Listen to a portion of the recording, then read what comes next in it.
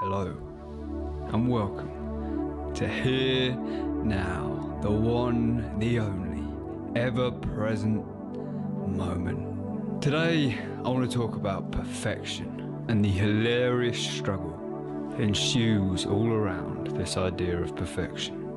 The pursuit of perfection is the great illusion, the great game, because by the very nature of things, true perfection is imperfect.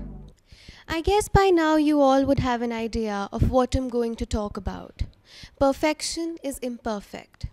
Let's start off by discussing what does the term perfection mean. Google tells me that it's the act of improving something until it is absolutely flawless.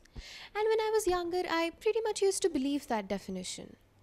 However, as I grew older, I started questioning myself. Is perfection really that flawless in itself? My curiosities grew and I started researching on the topic. And during this time, I came in contact with the TED Association. I ended up being the leader of the TED Club at our school, and one day, while I was looking for some interesting videos to share with the members of our club, I came across this one speaker who said perfection is a game designed for failures. And I kind of liked what he said. Because in my opinion, perfection is like a mirage. It gets you to put in all those efforts and shred every bit of strength that you have within you to get to something that is actually not even there. It is basically like an illusion that is often portrayed by us on the screen of society. Especially for the kids these days, They're growing up having an insane image of what perfection is, and it is fed to them by media and further endorsed by friends and family. However, all that it ultimately leads to is them having a detrimental image of themselves. I come across many people, almost on a daily basis, who think that they're not good enough just because they cannot perform well in studies or do outstandingly in sports or just because they don't look good enough. Basically, the victims of the I am not perfect syndrome. And perfection sometimes proves to be a hurdle as well, because many people don't even try to give a shot at something new or challenging just because of the fear of failing at it. And all this has actually made me realize that sometimes striving for perfection brings more plight in our lives than pleasure. I believe that all the beauty in this world is not because we're all perfect. Rather, it's because we allow our imperfections to bring about the uniqueness in us, which ultimately paints the beautiful spectrum of variations around the world that we see.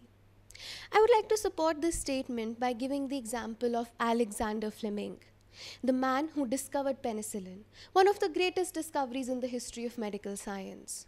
It all started when he left an uncovered petri dish containing a culture of Staphylococcus near an open window before he left for his vacation. I don't blame him though. I totally understand his excitement. However, when he returned, he noticed that there was certain contamination in that culture. And upon studying that, he discovered penicillin. And there started the culture of using molds as medication.